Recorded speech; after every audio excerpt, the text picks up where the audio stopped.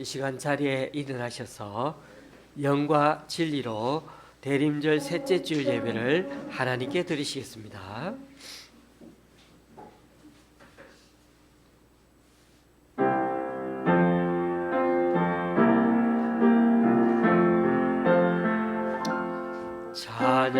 찬양하라 내 영혼아, 찬양하라 내 영혼아, 내 속에 있는 것들아 다 찬양하라. 경배하라 경배하라 내 영혼아, 경배하라 내 영혼아, 내 속에 있는 것들아 다 경배하라. 감사하라 감사하라 내 영혼아, 감사하라 내 영혼아, 내 속에 있는 것들아 다 감사하라.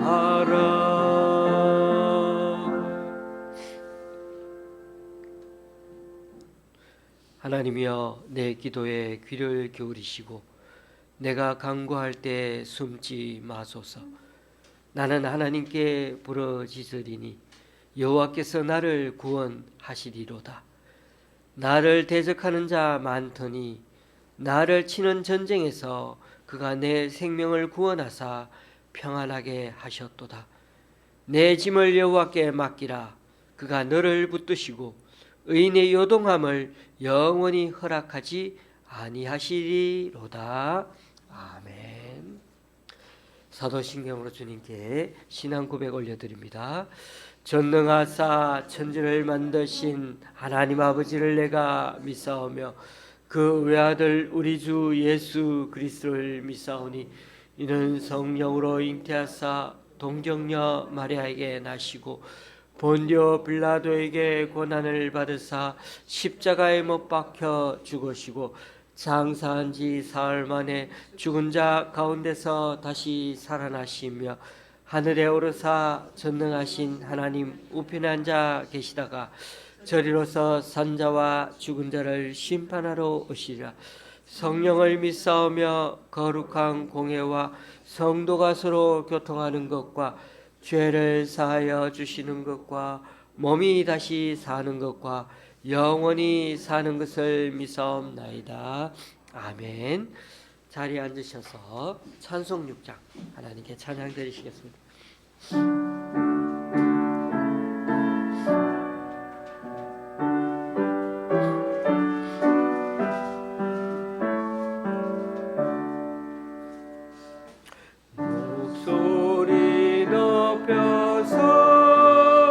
주 찬양하여라. 영광과 권세와 존귀와 위엄을 오늘이 다스리시는 만왕의 왕께 돌려라.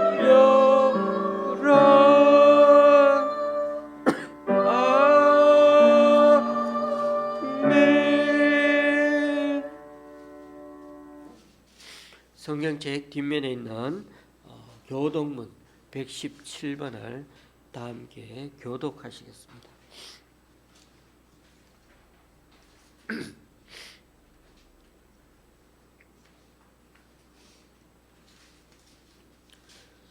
광야와 메마른 땅이 기뻐하며 사막이 백합화 같이 피어 즐거워하며 무성하게 피어 기쁜 노래로 즐거워하며 레바논의 영광과 갈멜과 사론의 아름다움을 얻을 것이라. 그것들이 여호와의 영광 곧 우리 하나님의 아름다움을 보리로다. 너희는 약한 손을 강하게 하며 떨리는 무릎을 굳게 하며 겁내는 자들에게 이르기를 굳세어라 두려워하지 말라. 보라 너희 하나님이 오사 보복하시며 갚아주실 것이라. 하나님이 오사 너희를 구원하시라 하니라. 그때 맹인의 눈이 밝을 것이며 못 듣는 사람의 귀가 열릴 것이며 그때 저는 자는 사슴같이 될 것이며 말 못하는 자의 혀는 노래하리니 이는 광야에서 물이 솟겠고 사막에서 시내가 흐를 것임이라. 뜨거운 사막이 변하여 못이 될 것이며 메마른 땅이 변하여 원천이 될 것이며 승냥이의 눕던 곳에 풀과 갈대와 부들이 날 것이며 거기에 대로가 있어 그 길을 거룩한 길이라 일컫는 바 되리니 깨끗하지 못한 자는 지나가지 못하겠고 오직 구속함을 입은 자들을 위하여 있게 될 것이라. 아멘. 우리 찬송가 109장입니다.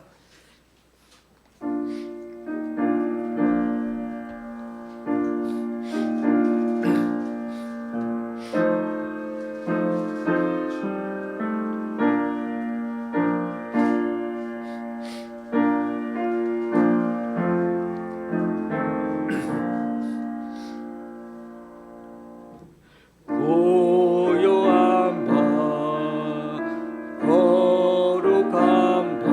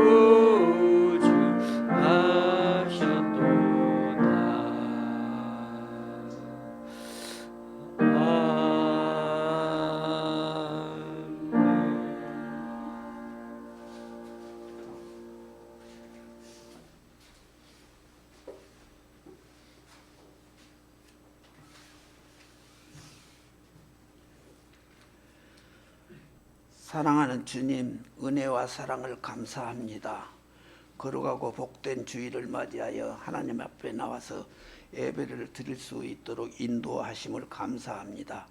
우리가 하나님의 자녀로 인침을 받았음에도 하나님의 말씀에 온전히 순복하는 삶을 살지 못했음을 고백합니다. 원하고 비옵기는 우리의 몸과 마음을 다하여 하나님을 기쁘시게 섬기며 살아가는 자들이 다 되게 인도하여 주시옵소서. 또한 날마다 하나님의 말씀을 묵상함으로 깨닫고 알아서 실천하면서 하나님을 기쁘시게 하는 자들이 다 되게 인도하여 주시옵소서. 오늘도 말씀을 수정둔 목사님께 큰 은혜를 베풀어 주시어서 말씀을 잘 증거하게 인도하시고 저희들은 그 말씀을 잘 받아서 온전히 순복하는 삶을 살게 인도하여 주시옵소서. 우리의 몸과 마음과 힘을 다하여 드리는 예배를 기뻐 받으시고 저들에게는 한없는 은혜를 베풀어 주시옵소서. 항상 우리를 사랑하시고 좋은 길로 인도하시는 예수 그리스도의 이름으로 기도드립니다. 아멘.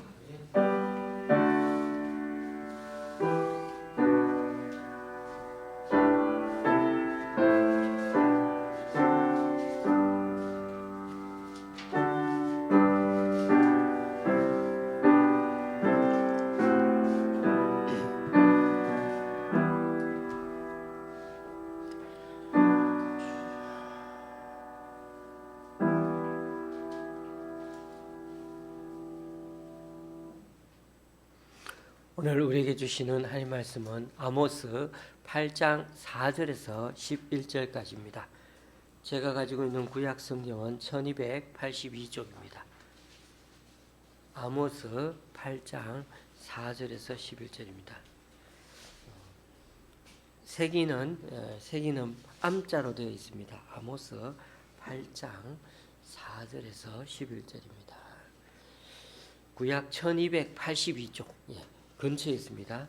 1282쪽 1282쪽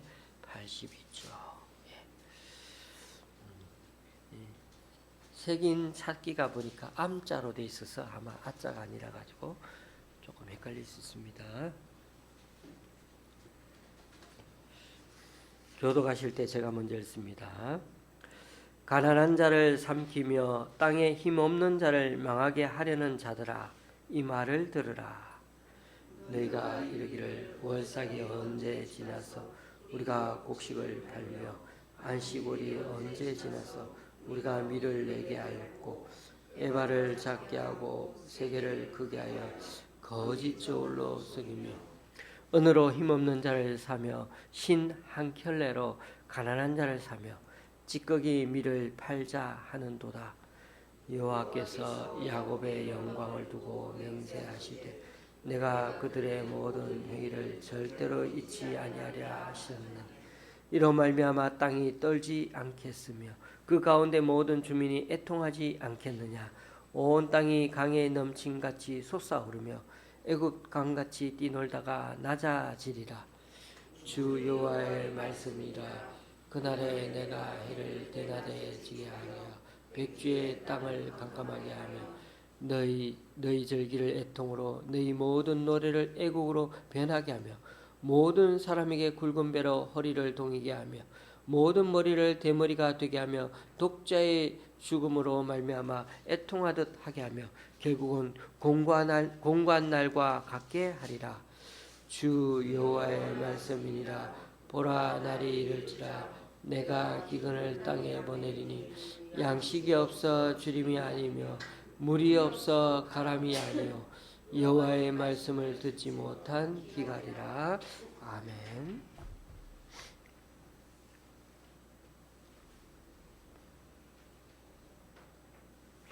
우리는 지금 호세아서와 아모스 말씀을 연속적으로 그렇게 큐티를 통해 살펴보고 있습니다. 성경책을 보시면 호세아서와 아모스 말씀은 연속적으로 찾아볼 수가 있게 되어 있습니다. 그래서 교회에 잘 안 다니시는 분들이 보면은 아모스 성경을 찾기가 좀 어려워하시는데 성경책 이 등 쪽에 보면은 색인 인덱스가 아자가 아니라 암자로 사용하게 되어 있어서 아마 잘 찾지를 못하시는 것 같습니다. 아자는 이미 아가서를 줄여가지고 아자로 사용하다 보니까 우리가 아모스를 또 아자를 사용할 수가 없어서 암자로 그렇게 기록해 놓았습니다. 이 점 착오 없으시기 바랍니다. 지난주에도 말씀드렸지만 호세아와 아모스는 닮은 점이 있습니다. 첫째로는 둘 다 북이스라엘 중심으로 선지자 생활을 했다는 점입니다. 그게 뭐 이상한가? 라고 생각하실 수도 있는데 이렇게 생각하시면 될 것 같아요. 우리나라 남한 같은 경우에는 목사님이 막 이렇게 돌아다니면서 자유롭게 말씀을 전하는 게 전혀 이상하지 않습니다. 그런데 북한에서는 그런 목사가 있다면, 그런 사람이 있다면 다들 눈이 희둥거릴 겁니다. 그곳엔 자유가 없으니까 그러다가 순식간에 잡혀가서 경을 치는 거죠. 죽을 수 있습니다. 북이스라엘은 그렇게 전하고 다니는 자유가 없다는 것이 아니라 이미 북이스라엘이 타락할 대로 너무 타락해서 남유다보다도 그래서 우상숭배를 대놓고 너무 많이 섬기고 있어서 하나님이 아예 선지자를 제대로 보내시지 않는 게 당연한 그런 상태였기 때문입니다. 그런데도 이렇게 하나님이 2명의 선지자를 보내어서 북이스라엘을 아주 심하게 책망하고 심판의 예언을 선포한다는 것은 그만큼 아직도 하나님이 포기하지 않으셨다는 것을 보여주십니다. 그리고 이 북이스라엘은 이후에 한 40년도 안 돼서 멸망하게 됩니다. 특별히 여러분 호세아서 말씀을 한번 생각해 보십시오. 우리가 지금 아모스를 보고 있는데 바로 앞에 호세아서 말씀 우리가 살펴보았지만은 여기에 호세아서 말씀을 사실 듣지 못하시거나 읽지 못하신 분도 계시기는 합니다만은 호세아 선지자는 창녀와 결혼한 사람으로 유명합니다. 선지자인데 창녀와 결혼했죠. 그것도 하나님이 결혼하라고 해가지고 결혼했고 3명의 아이까지 낳았습니다. 그러니 시간이 오래 걸렸다는 거죠. 그런데 또 결혼한 이후에도 그 여인은 창녀와 같은 삶을 못 버리고 바람을 또 피웠습니다. 그래서 하나님은 그런 여인을 내치라고 하지 않고 그 여인을 다시 집으로 데리고 와서 앞으로도 같이 살라고 그렇게 말씀하시는 것입니다. 이 무슨 이런 하나님의 말씀이 참 너무 말씀대로 지키기 참 힘들죠. 그 당시 율법으로 치면 결혼해서 남편이 있고 아이가 있는데도 그런 창녀 같은 짓을 하다가 들키면 돌로 쳐 죽여도 아무런 죄가 없는 시대였습니다. 이것이 무엇을 말하는 것입니까? 하나님은 일부러 그렇게 창녀와 결혼하여 살아가는 것이 바로 내가 너희들과 그렇게 지금 살아가는 것과 똑같다라고 말씀하시는 것입니다. 선지자가 하나님이시라면 창녀 같은 아내가 바로 이스라엘 사람들이라는 것입니다. 하나님을 제대로 섬기지도 않고 오히려 타락해서 우상을 바라보고 살아도 나는 너희들 끝까지 포기하지 않는다. 그것을 하나님의 의지로 보여주셨죠.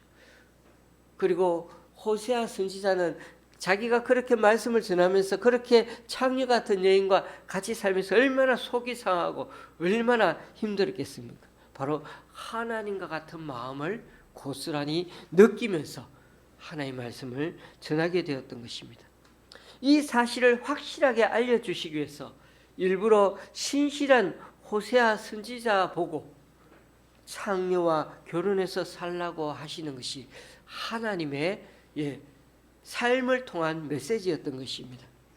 그런 점에서 아모스 선지자를 호세아와 같은 시대에서 활동하게 한 것도 그 마찬가지의 의미가 있습니다. 그런데 호세아와 아모스는 같은 시대에 활동했지만 약간 처지가 달랐습니다. 호세아는 북이스라엘 사람이어서 북이스라엘 사람들에게 선지자 일을 했다면은 그래서 그는 이미 현지에 잘 알고 있고 거기서 선지자 사역을 계속 해왔기 때문에 전문적인 목회자 선지자였다면은, 그러나 오늘 우리가 다루고 있는 이 아모스는 선지자가 아니었습니다. 제사장도 아니었습니다. 오늘날로 말하면 목사가 아닌데 목사 역할을 하러, 그것도 남쪽 사람이 저 북쪽, 일부러 북이스라엘에 잠시 가서 말씀을 전하고 있다는 것입니다. 그리고 아모스는요, 이미 생업이 있는 사람이었습니다. 직업이 있었죠. 그는 가축을 치는 목자인 동시에 뽕나무, 다른 말로 하면 돌 무화과 나무를 재배하여 짐승의 사료를 만들어서, 왜냐하면 돌 무화과 나무를 이렇게 제조해서 그 당시에는 사료로 사용했거든요. 그래서 농축산 계열의 사업을 하는 사람이었습니다. 남쪽 사람이 북쪽에 가서 하나님의 말씀을 전하는 것도 이상할 뿐 아니라 제사장도 또 선지자도 아닌 전문 목회자 교육도 받지 않은 사람이었다는 것, 그런 사람을 저 북쪽에 보냈다는 것도 납득이 가지 않습니다. 그러니까 호세아도 그렇고 지금 사실 아모스도 그렇습니다. 어떻게 보면 평신도라고 할 수 있는 사람을 왜 갑자기 선지자 역할을 시켜서 말씀을 전하게 하고 있을까요? 저도 하나님 뜻을 이 부분에 대해서 다 알지는 못하지만 당시 북이스라엘의 상황이 좀 특수해서 아모스를 그곳으로 보낸 건 아닌가 생각이 됩니다. 당시 북이스라엘은 여로보암 2세라는 왕이 오늘날로 말하면 나라를 잘 다스려서 특히 정치와 경제면에 신경을 많이 써서 나라가 부강해진 상태였습니다. 영토도 많이 넓혀졌을 뿐만 아니라 경제적으로도 호황을 누려서 대체적으로 풍요를 누리던 그런 시절이었습니다. 그런데 여러분, 나라 전체로 보면 잘 사는 상태가 되었음에도 불구하고 하나님이 조금 전까지 사업을 해오던 사람을 일부러 선지자를 시켜서 보내어 말씀하려고 하는 의도는 무엇일까요?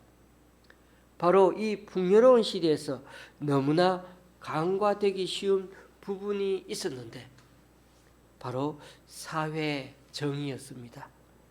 사회 정의가 실종된 그 북쪽 이스라엘에는 각종 부조리가 판을 치고 있었던 것입니다. 나라 전체로 봐서는 어느 정도 잘 살고 있는 것처럼 보는데 빈익빈 부익부가 너무나 극에 달했고, 그래서 많은 부정부패가 또 사람들 가운데 사기치고 괴롭히는 사람들이 많다는 것입니다. 제가 어제 큐티 내용을 오늘 아침 늦게 카톡으로 올려드렸습니다마는 바로 오늘 말씀과 같은 본문이었죠. 제가 4절에서 6절까지 읽어보겠습니다. 가난한 자를 삼키며 땅에 힘없는 자를 망하게 하려는 자들아, 이 말을 들으라. 너희가 이르기를 월삭이 언제 지나서 우리가 곡식을 팔며 안식일이 언제 지나서 우리가 밀을 내게 할꼬. 에바를 작게 하고 세계를 크게 하여 거짓 저울로 속이며 은으로 힘없는 자를 사며 신 한 켤레로 가난한 자를 사며 찌꺼기 밀을 팔자 하는도다. 여기 나오는 하나하나가 전부 다 그 당시 전문 장사꾼들의 눈으로 보면은 얼마나 일반 서민들을 속여서 덩쳐먹어서 폭리를 취하는지를 낱낱이 고발하고 있는 장면인 것입니다. 바로 이 전문 장사꾼이었던 우리 아모스 눈은 이게 다 보이는 거예요. 당시 일주일에 하루는 법으로 무조건 쉬게 되어 있는데도 월삭이다, 안식이다 그러면서 그런 거를 쉬어야 되는데도 그거 쉬지 않고 돈 욕심을 낸 사람들이 그냥 그걸 다 어기면서 그날도 다 장사하고 돈을 더 많이 벌었다는 거예요. 그리고 당신은 생산품이든 또 육류든 곡물이든 뭐 육류든 간에 돼, 말 이런 것들을 재는 그런 바구니 같은 게 있지 않습니까? 우리도 옛날에 그런 걸 많이 봤잖아요. 그걸 하는데 그런 걸 어떻게 속였다는 거예요. 덜 집어넣게 만들었던 거예요. 무기를 재려면 또 어떻습니까? 저울 같은 걸 사용돼. 그걸 사용한 한쪽에다가 세 개를 달아서 이렇게 하는데 그 세 개의 무기를 어떻게 속였다는 거죠. 이런 걸 다 사기치고 눈속임으로 만들어서 서민들 돈을 더 가져갔다는 것입니다. 그런데 이런 부정상거래를 시장에서 사기치는 것을 누가 더 확실하게 잘 알겠습니까? 조금 전까지 장사하고 왔던 이 아모스 같은 사람이라면 한눈에 다 알지 않겠습니까? 그리고 여러분, 조금 전에 읽어드린 내용이 이미 2장에서도 비슷한 표현으로, 그러니까 반복해서 오늘 이 8장에서 얘기하고 있다는 걸 보면 당시 이런 사기 수법이 이스라엘 사회에 너무나 널리 퍼져서 만연해 있다는 걸 알 수 있습니다. 제가 2장 6절에서 8절에 나오는 말씀도 읽어드립니다. 여호와께서 이와 같이 말씀하시되 이스라엘의 서너 가지 죄로 말미암아 내가 그 벌을 돌이키지 아니하리니 이는 그들이 은을 받고 의인을 팔며 신 한 켤레를 받고 가난한 자를 팔며 힘없는 자의 머리를 티끌 먼지 속에 발로 밟고 연약한 자의 길을 굽게 하며 아버지와 아들이 한 젊은 여인에게 다녀서 내 거룩한 이름을 더럽히며 모든 제단 옆에서 전당 잡은 옷 위에 누우며 그들의 신전에서 벌금으로 얻은 포도주를 마심이니라. 하나님이 평신도인 아모스를 보내셔서, 그러니까 특화된 선지자를 보내주셔서 이곳에 보낸 이유가 바로 여기에 있다는 것을 우리에게 드러내 주십니다. 그 대표적인 표현이 바로 오늘 설교 제목으로 채택되었는데 신 한 켤레 값으로 가난한 사람들을 팔고 산다는 거예요. 약자들 괴롭히고 그 정도의 인격적인 것을 모독하고 돈으로 치부해가지고 노예화 그렇게 팔고 샀다는 거예요. 그 표현이 2장에도 있고 오늘 본문 8장에도 또 사용되지 않았습니까? 당시 신을 만들려면 오늘날처럼 어떻습니까? 대량 생산하는 거 아니죠. 기계가 생산하지 않죠. 사람이 다 손으로 수공으로 수작업으로 만들었으니 대량으로 한꺼번에 많이 만들지 못했던 시대였습니다.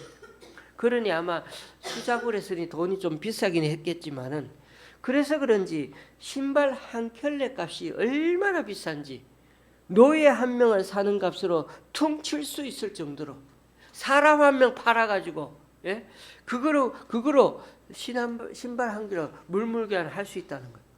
그러니 그만큼 장사꾼들이 서민들 약자들을 얼마나 쉽게 속여 먹고 사기쳤는지를 잘 알 수 있다는 대목입니다. 오늘 말씀에 또 찌꺼기 밀을 팔았다는 말이 나오는데요. 우리나라는 쌀이 주식이지만은 이스라엘은 쌀 대신 밀을 가장 많이 먹지 않습니까? 그런데 그 밀을 팔아 먹을 때 버려야 하는 그 찌꺼기 밀, 그러니까 편하지 않게 조금씩 그것을 섞어서 판다는 겁니다. 우리나라도 보면 가끔 주유소에서 어떻게 하죠? 정유된 석유에다가 다른 걸 섞어서 팔다가 걸리는 거. 밀을 채로 쳐가지고 이미 쭉정이는 다 버려야 하는 것들을 그 찌꺼기 밀을 그걸 놔뒀다가 조금씩 섞어서 팔았다는 건데 그때나 오른이나 사기 수법은 다 똑같은 것 같아요. 이처럼 하나님은 다른 어떤 죄보다도 사회의 정의에 대해 약자를 괴롭히고 속이고 등쳐먹는 그런 거에 대해서 나를 세워서 하나님을 두려워하지 않고 나쁜 짓을 계속 양심에 거리낌 없이 양심의 하인을 맞은 것처럼 살아가는 그들에 대해서 가만히 있지 않겠다고 그렇게 말씀하시는 것입니다. 북이스라엘 사람들은 어떻게 보면 자신들이 하나님을 잘 믿는다고 생각했던 모양입니다.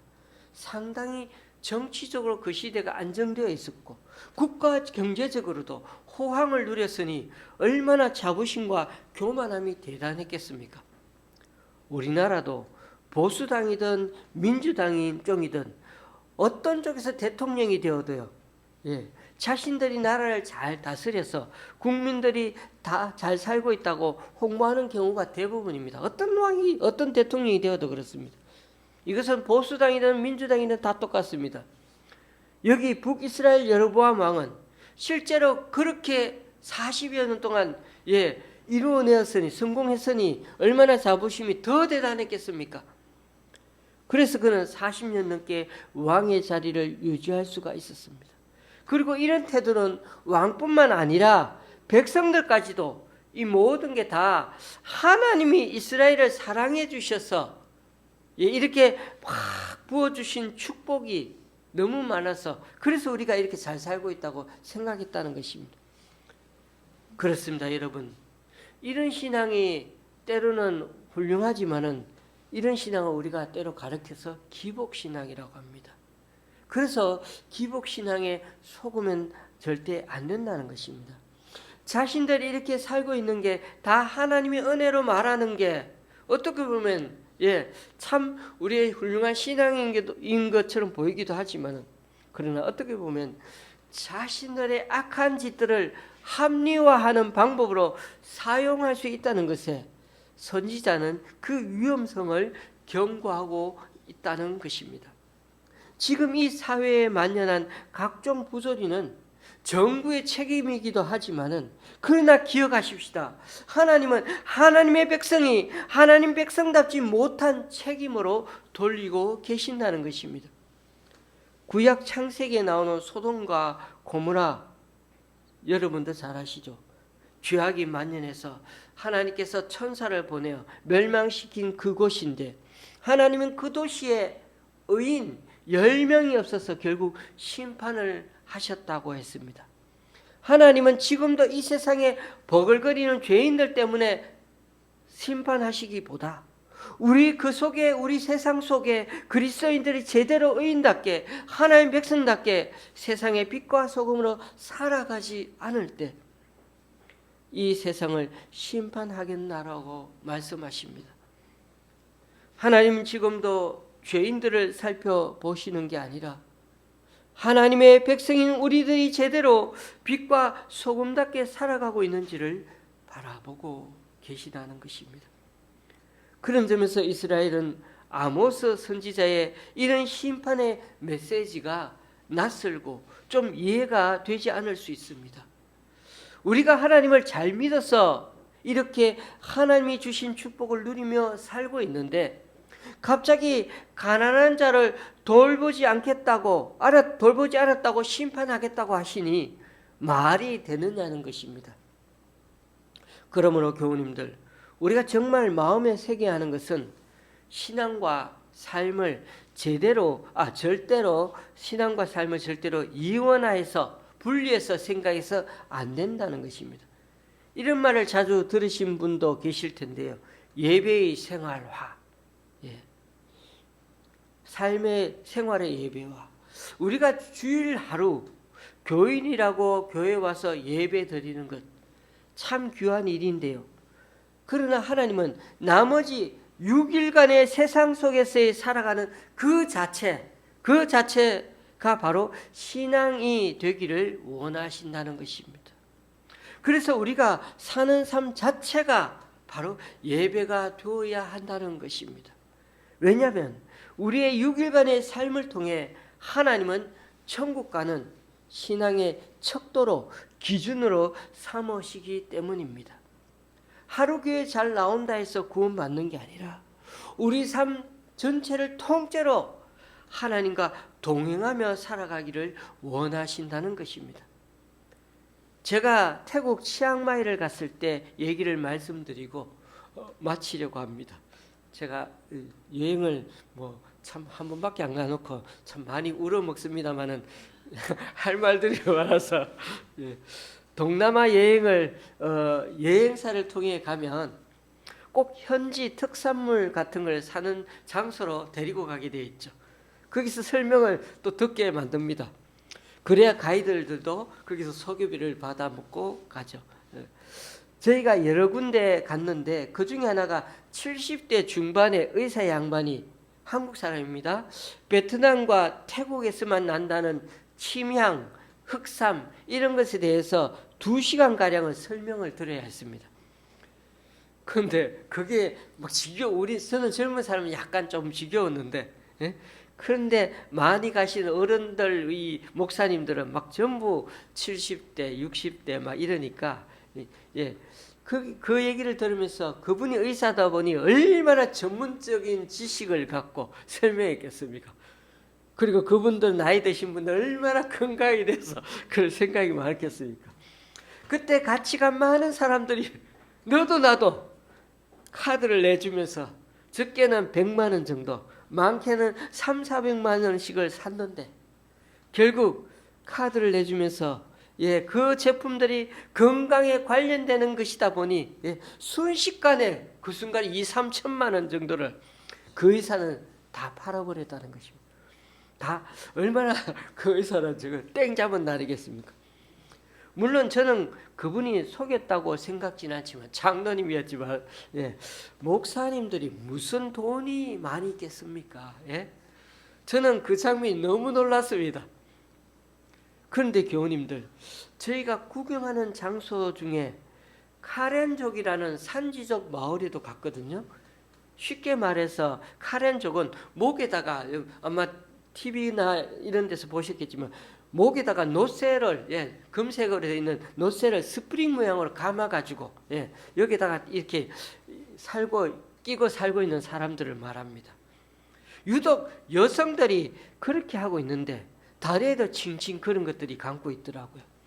저희가 그 노쇠를 들어봤는데 정말 무겁더라고요. 그런데 그걸 목에다가 일생 동안 그것도 뭐 3살인지 5살인지 그때부터 어릴 때부터 목이 안 늘어날 수가 없지 않습니까? 그런데 실제로는 목이 늘어나는 게 아니라 어깨가 주저앉아서 내려앉아서 목이 길어져 보이는 거라거든요. 그래서 아주 어릴 때부터 그걸 찾아보니 그 목에 낀 것을 빼면 어떻게 될까요? 목에 이게 힘이 안 들어가가지고 절대 안 된답니다. 그래서 오히려 이제는 끼고 살아야 되는 거죠. 뺄 수도 없습니다. 왜냐하면 그걸 빼는 순간 목이 이제 내려앉아 버리는 거죠. 그분들이 관광 상품으로 마을에 앉아 있는 이유가 뭡니까? $1 받고 사진을 같이 찍어주면 $1 받거든요. 그것 때문에 앉아 있는 겁니다. 교우님들, 좀 조심스럽게 말씀드립니다마는 제사장이든 선지자이든 목사이든 간에 인간은 다 똑같습니다. 돈이 별로 없어도 내 목숨을 더 귀하게 여깁니다.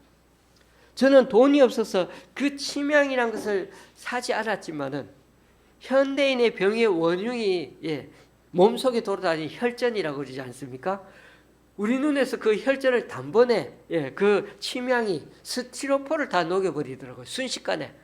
그 정도로 몸속에 들어가면 혈전만 녹이는 그 침향, 건강식품 다른 데도 부작용 그런 것도 없고 그 건강식품이랑 왜 안 사겠습니까? 저희 부부도 잠깐이지만 혹해서 막 집사람이 이런 생각을 했다고 하는데 돈도 없는데 빚을 져서라도 사야 되겠다 이런 마음을 생각도 했다는데 그러므로 오늘 이 말씀은 어떻게 보면 죄인인 저와 우리 교우님들 모두가 심각하게 들어야 하는 말씀이기도 합니다. 오늘날만큼 풍요로운 시대가 어디 있습니까? 우리나라 정말 남들이 부러워하는 의료 체계를 갖고 있지 않습니까?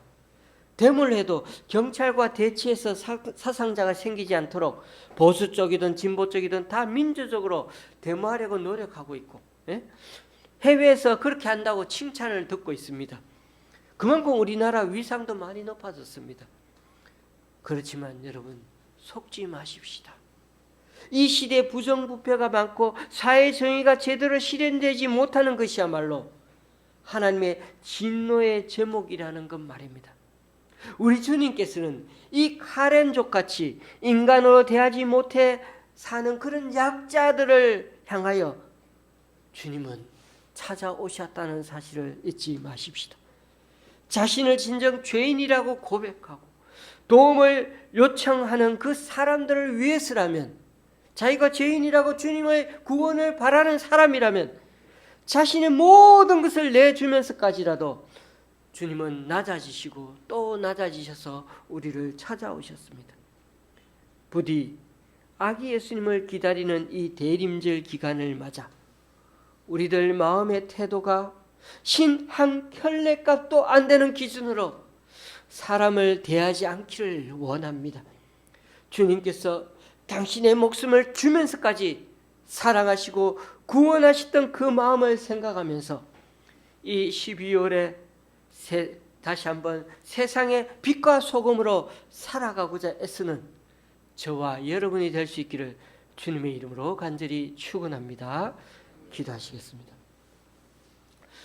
주님께서 장사꾼인 아모스를 일부러 선지자로 세워서 이스라엘의 죄, 특히 사회적 정의를 선포하신 이유를 다시금 되새겨 봅니다.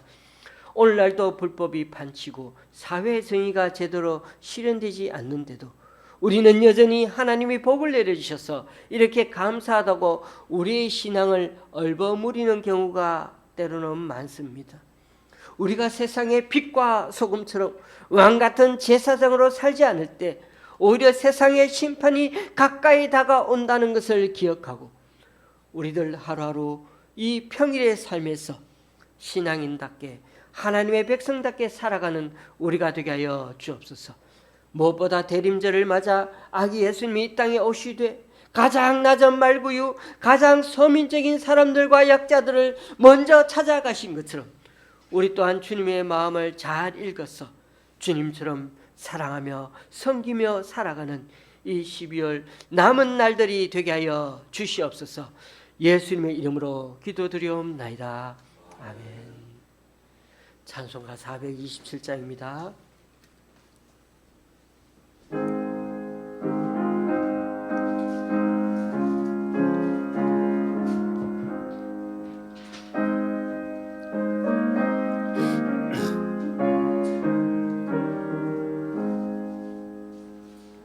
마음 가난한 사람 복이 있나니 천국이 그들의 것이니요.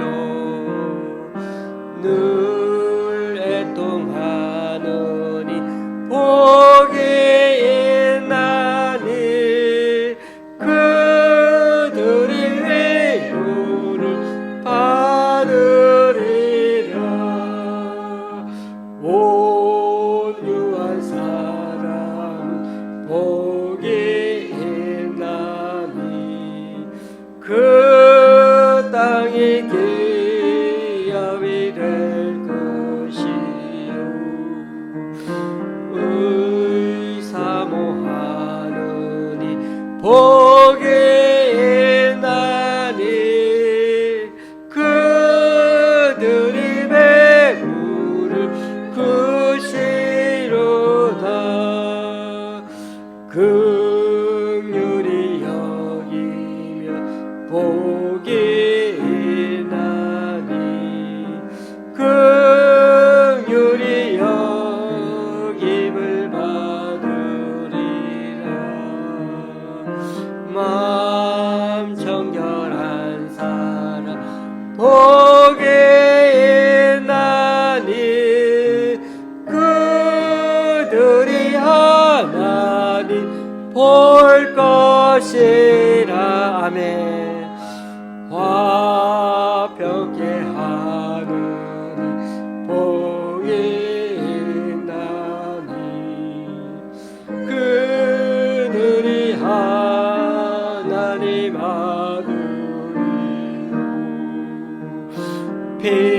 핍박을 받느니 복이 있나니 천국이 그를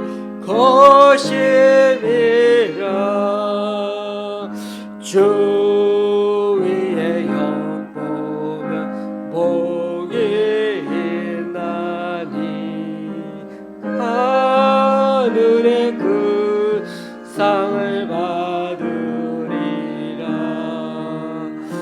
성부와 성자와 성령께 영광 영원히 돌리세.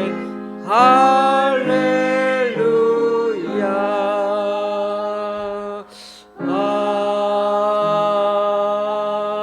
아멘. 이제 다 같이 일어나셔서 하나님께 예물을 봉헌하시겠습니다.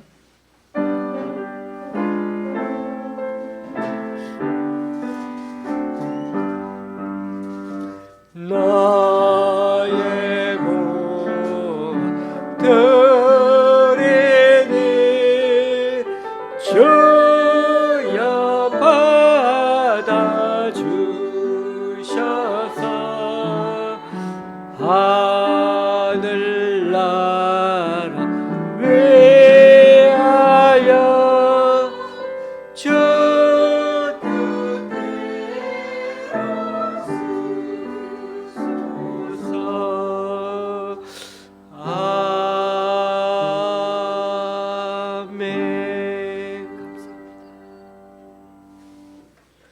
주님, 오늘 이 시간 주님 앞에 나와 각자 여러 모양으로 드린 헌금들 기뻐 받아 주시고 쓰이는 것마다 귀한 결실을 맺을 수 있도록 크신 은총으로 덧입혀 주옵소서.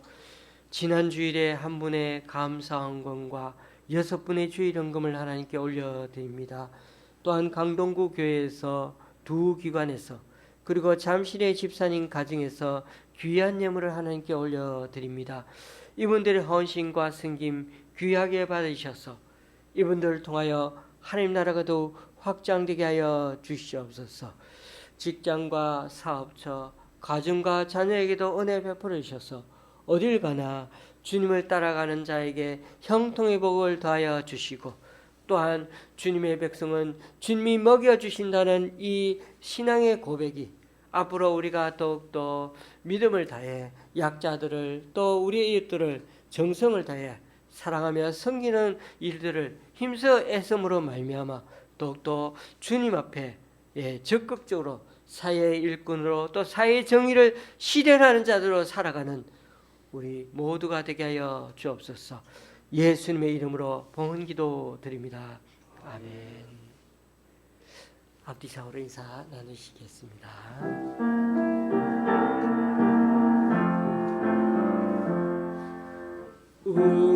우리에게 향하신 여호와의 인자하심이 크고 크도다 크시도다 감사합니다. 자리에 앉으시겠습니다. 우리 대림절 셋째 주일을 보내고 있는데 다음 주일이 이제 네 번째 대림절을 통해서 우리 아기 예수님이 이 땅에 오신 것을 기리고 또 주님이 다시 오시는 날 재림절을 기다리는 그런 날들이 사모하는 날들이 되었으면 좋겠습니다. 이번 주 수요일에도 기독교 영화가 11시에 이곳에서 상영되는데 계속해서 오시면 좋을 것 같습니다. 우리 아프신 분들이 계십니다. 성도님 중에서 많이 기도해 주시고 또 그 기도가 하늘에 상달된다고 저희 상달되리라 믿습니다. 여러 가지 날씨가 조금씩 추워지고 있는데 건강해 주시고 건강 잃지 마시고 우리나라가 지금 많이 위기 상황에 있습니다. 무엇보다도 경제적으로 잘 안정이 되고 외교 국방에 위해서도 국방에도 어려움이 생기지 않도록 우리가 그런 여러 가지 국무총리 대행으로 이렇게 진행될 텐데 우리가 이에서 좀 많이 기도해 주시면 좋겠습니다. 찬송가 53장입니다.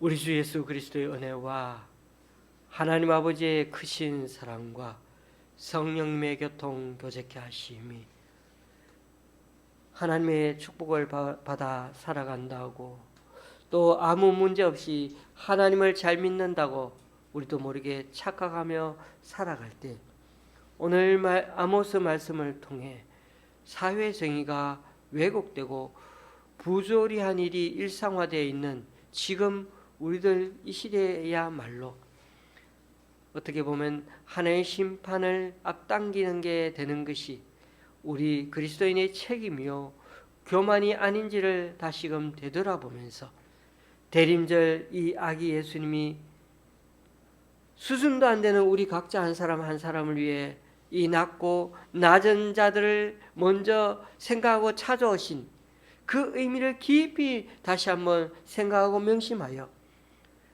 남은 우리의 일주일 중에 6일간의 삶도 정말 신앙의 척도로 삼고 더 진실되게 살아가고자 결단하기 원하는 여기 모인 우리 좋은시학교의 성도님들과 그 가정 위에 병원에 계신 우리 강춘자 권사님과 허유순 성도님 위에 또 여러 사정으로 교회에 나오지 못하는 성도님 위에 이제부터 영원히 함께 하시기를 간절히 축원하옵나이다. 아멘.